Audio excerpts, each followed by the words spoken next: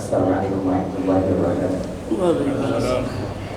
Alhamdulillah alladzi arsala rasulahu bil huda wa dinil haqq liyudhhirahu 'ala ad-din kullihi wa kafa billahi shahida. Asyhadu an la ilaha illallah wahdahu la syarika lah wa asyhadu anna Muhammadan 'abduhu wa rasuluh. Allahumma shalli wa sallim wa barik 'ala nabiyil huda wa 'ala alihi wa ashabihi wa man ba'd. Jamaah salat zuhur yang dirahmati Allah Subhanahu wa taala. Alhamdulillah, saya senang sekali hari ini bisa silaturahim buat bapak ibu semua. Hari ini insya Allah kita berbicara tentang bagaimana kita dapat memanfaatkan pengalaman-pengalaman sirah nabawiyah atau apa yang dilakukan oleh Rasul Shallallahu Alaihi Wasallam, apa yang terjadi dalam hidupnya untuk pelajaran bagi kita hari ini. Ini menarik dilihat dari berbagai hal. Pertama, Al-Quran walaupun bahasanya sangat jelas, pesan-pesannya sangat terang, tetapi kita butuh untuk melihat bagaimana nilai-nilai yang disebutkan di dalam Al-Quran itu terjadi dalam kehidupan nyata. Banyak buku misalnya ditulis sangat idealis, tapi tidak pernah terjadi di alam real, tidak pernah terjadi. Seperti buku tentang negara polis, ya, oleh Aristoteles, ya, atau Plato, itu tidak pernah ada dalam kehidupan dunia real, itu tidak bisa terjadi. Jadi kita benar-benar perlu melihat bagaimana pesan-pesan Al-Quran itu diterapkan dalam aplikasi keseharian. Ini menarik.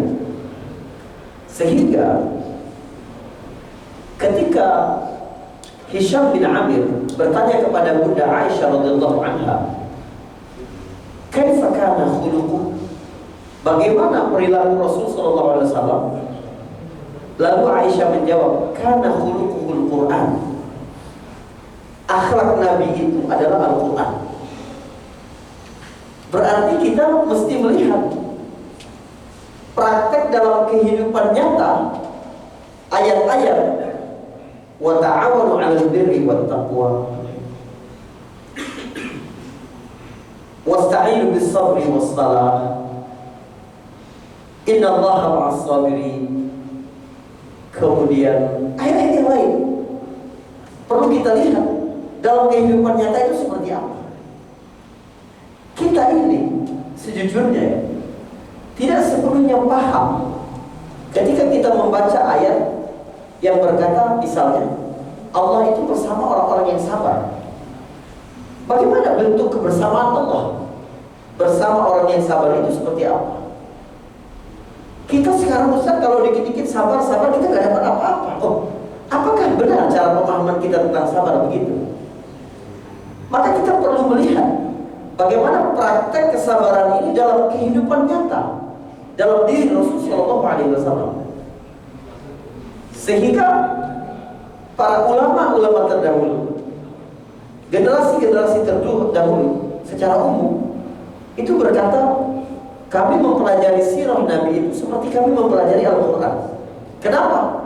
Sebab kalau mau melihat praktek nyata dari semua ayat-ayat dalam Quran itu, ya lihat kehidupan Rasulullah SAW. Pahitnya saya bilang begini, setiap rumah yang di dalamnya ada Al-Quran, mushaf Al-Quran, maka di rumah itu harus ada buku sirah nabawiyah. Kalau kan kita nggak bisa paham secara nyata ayat itu bagaimana diterapkan dalam kehidupan sehari-hari, maka sebagai bentuk rahmat Allah Subhanahu wa taala kepada umat manusia, Allah utus seorang rasul yang dapat menjadi teladan bagi seluruh umat manusia.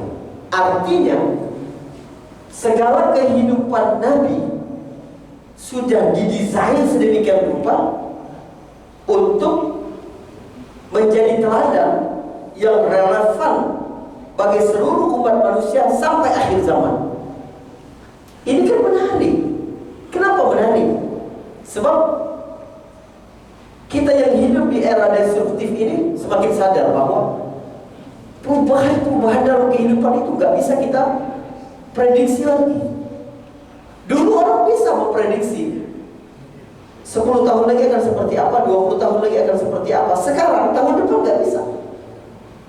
Kalau dulu satu penemuan itu berlaku untuk 50 tahun, 100 tahun. Sekarang satu tahun itu ada 10 penemuan, 20 penemuan, 30 penemuan. Tetapi kehidupan Nabi SAW dapat menjadi contoh bagi seluruh umat manusia dengan seluruh rintangan, temuan, cobaan, perubahan, dan dalam seluruh aspek-aspek kehidupan. Sebab Nabi telah menampilkan keberhasilan di semua aspek itu. Lengkap. Jadi sirah Nabawiyah itu adalah contoh nyata pengalaman sukses. Sebab tidak ada pengalaman sukses paling nyata dalam sejarah kehidupan manusia itu selain sirah Rasul SAW. Dan kita perlu melihat contoh itu perlu. Kenapa perlu? Karena pemahaman kita terbatas, informasi yang kita kumpulkan terbatas, pengetahuan kita terbatas. Manusia ketika dia mentok karena pengetahuannya terbatas, ketika pengalamannya terbatas, ketika pemahamannya terbatas, apa yang dia lakukan? Yang dia lakukan adalah meniru. Enggak semuanya harus kita punya waktu untuk meneliti segala sesuatu, sehingga kita akhirnya memilih meniru. Istri-istri di rumah itu bikin rendang hari ini, meniru. Enggak cukup waktu mereka untuk bereksperimen kembali. Coba kalau serainya dibanyakin 2 kali lipat, rasanya seperti apa? Coba gak usah pakai bawang merah. Itu udah terdahulu orang-orang. Memang kecondongan manusia untuk meniru pada hal-hal yang memang dia rasa dia tidak cukup waktu untuk melakukan itu. Dan itu adalah bentuk rahmat Allah kepada umat manusia. Maka ketika Allah berkata dalam Quran, laqad manallahu 'alal mu'minina idh ba'atsa fihim rasula, sungguh Allah telah memberi munnah. Munnah itu artinya gift, present, kado kepada orang mukmin ketika Allah mengutus seorang rasul. Siapa yang dapat melihat diutusnya Rasul SAW ini sebagai hadiah bagi dia? Orang mukmin, kata Al-Quran. Maka seberapa kadar keimanan kita kepada Allah dan kepada Rasulnya itu akan membuat kita dapat merasakan betapa luar biasanya pemberian Allah ketika Allah mengutus Nabi SAW. Itu kesyukurannya luar biasa. Maka Umar bin Khattab radhiyallahu anhu sedang berjalan bersama Nabi, dipegang Nabi, tangannya dituntun. Umar berkata, ya Rasulullah, la anta ahabbu ilayya min kulli syai'in illa min nafsi. Ya Rasulullah, engkau lebih kucintai dari apapun kecuali diriku sendiri. Artinya Umar sedang berkata, anakku kalah, istriku kalah, orang tuaku kalah dibanding engkau, aku lebih cinta kepada engkau kecuali diriku sendiri. Apa jawab Rasulullah SAW? Nabi menjawab, kalau begitu belum wahai Umar. Umar mikir, oh iya ya, bahwa keselamatan dirinya, kesejahteraan emosi yang dia dapatkan selama ini, ketenangan dalam hidupnya, gak mungkin dia dapatkan kecuali karena ajaran-ajaran dan contoh yang diberikan oleh Nabi SAW. Sehingga akhirnya Umar berkata, wa min nafsi ya Rasulullah, iya ya, dari diriku juga engkau lebih kucintai Rasulullah. Kata Nabi, al-ana ya Umar, kalau begitu sekarang udah cukup. Kita kerasa gak bagaimana Rasulullah adalah sosok yang secara natural kita cintai lebih daripada diri kita. Kita gak bisa mencintai sampai pada tahap itu kalau kita tidak kenal Nabi SAW. Kita kan selama ini merasa kita sudah kenal dengan Nabi hanya karena kita tahu lahir Nabi, Isra Mi'raj Nabi, hijrah Nabi. Itu gak cukup sama sekali. Sebab sejarah itu bukan tanggal, kumpulan tempat, nama-nama tokoh, tidak. Kalau itu adalah masa lalu. Coba lihat cara Al-Quran bercerita tentang kisah umat terdahulu. Allah tidak pentingkan hal-hal yang menjebak kita kepada masa lalu. Banyak cerita dalam Quran itu tidak disebutkan di mana kejadiannya, siapa nama tokohnya, tahun berapa, gak penting. Sebab Allah menceritakan kisah-kisah ini untuk mengambil pelajaran bagaimana engkau menjalani kehidupan hari ini. Ayat ini menarik. Karena itu formasi kisah di dalam Al-Quran itu besar sekali, sepertiga lebih. Saya percaya untuk mencapai pendidikan yang sukses, baik itu dalam skala rumah tangga kepada anak-anak kita, mendidik keluarga kita, istri dan anak, atau di lingkungan perkantoran, atau di bisnis, atau dalam tahap bernegara, adalah melalui cerita. Bayangkan Al-Quran itu ya, kita yakin ya Al-Quran itu sebagai pedoman hidup umat manusia, sebagai undang-undang sejak dia diturunkan sampai nanti pada hari kiamat. Untuk sebuah kitab undang-undang, materi Al-Quran itu terbatas sekali. Coba bayangkan hanya 6.236 ayat yang dibagi dalam 114 surah, 30 juz, 60 hizib itu mengatur seluruh umat manusia dengan latar belakang adat istiadat yang berbeda-beda. Artinya Allah benar-benar selektif mana yang Allah masukkan ke situ. Coba kita bandingkan dengan undang-undang kita deh. Undang-undang Cipta Karya aja perlu 1000 halaman lebih, dan itu akan terus diamandemen. Hanya mengurus 270 juta orang di wilayah terbatas dari Sabang sampai Merauke saja. Undang-undang tentang pendidikan berbeda. Apakah bisa diterapkan semua undang-undang tentang pendidikan bagi sekolah-sekolah di kota-kota besar dengan akses informasi yang lebih mewah dibanding dengan sekolah-sekolah di pedalaman? Gak bisa. Tapi Al-Quran yang mengatur kehidupan seluruh umat manusia, dia membawa peran-peran besar dalam kehidupan. Allah menyebutkan Al-Quran itu hudan linnas, petunjuk bagi manusia, bayyinat, yang merinci hal-hal pelik, nur, cahaya, inspirasi, syifa, terapi kehidupan. Ini kan tugas-tugas besar. Jadi kalau kemudian Allah masukkan materi-materi mana yang di dalam Al-Quran, berarti itu memang materi-materi yang sangat terpilih. Di tengah selektivitas yang tinggi itu, perhatikan, di tengah selektivitas yang tinggi itu, Allah memasukkan kisah itu sepertiga lebih. Kalau kita cuma melihat Al-Quran ini hanya halal haramnya, hukum-hukumnya, kisah hududnya, kita sudah membuat 10 juz lebih Al-Quran. Pengaruh kisah ini luar biasa nyata. Dalam kehidupan kita, kita merasakan pahit itu loh. Sampai hari ini, Bapak Ibu, ini penting banget. Sebab anak-anak kita sekarang adalah generasi paling malam. Karena ayah ibu mereka tidak pandai lagi berkisah seperti dulu kita mendengar cerita dari orang tua mereka. Inggris bisa unggul dan merasa bertanggung jawab, dia harus ikut campur di semua peristiwa yang terjadi di belahan bumi manapun. Coba lihat setiap konflik, setiap kesepakatan yang ada di dunia ini pasti ada peran Inggris di situ.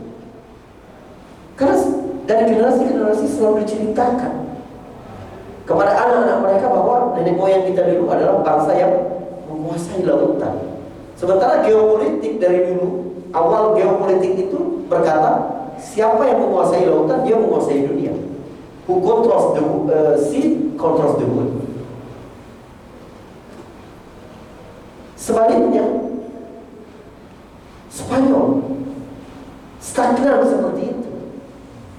Generasi mereka diceritakan dengan kisah-kisah anekdot lucu-lucu untuk membuli orang-orang Arab.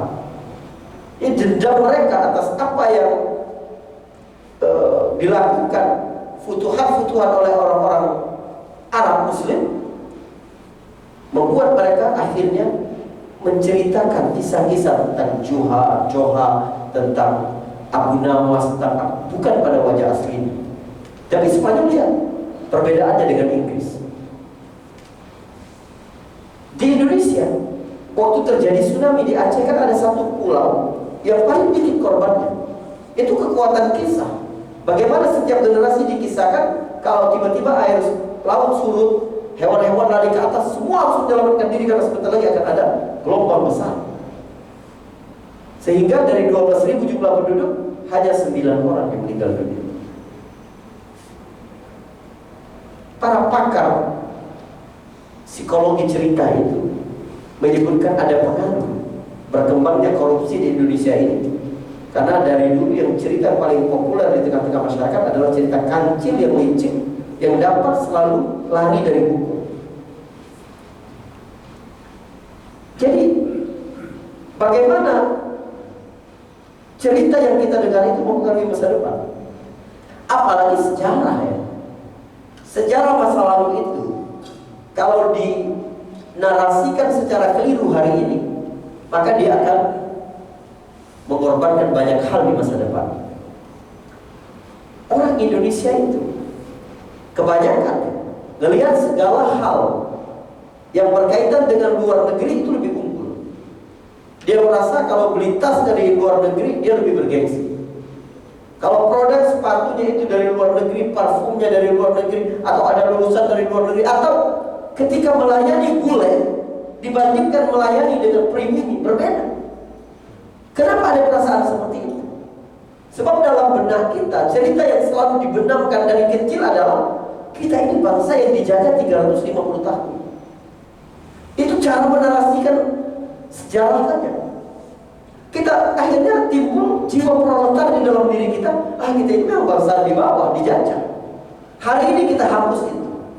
Ganti narasi yang lebih baik kepada anak-anak kita. Katakan kepada mereka, nah, kita adalah generasi yang berjuang 350 tahun. Pasti akan beda rasanya. Coba bayangkan, Belanda datang dengan seluruh alat-alat tempur yang canggih, pembiayaan yang lebih banyak, senjata, media, ya, ilmu pengetahuan, tapi kita nggak nyerah. Kita terus berjuang sampai akhirnya kita memperoleh kemerdekaan. Sebab kita ini bangsa berjuang. Sehingga timbul dalam diri anak kita itu bagaimana perasaan agar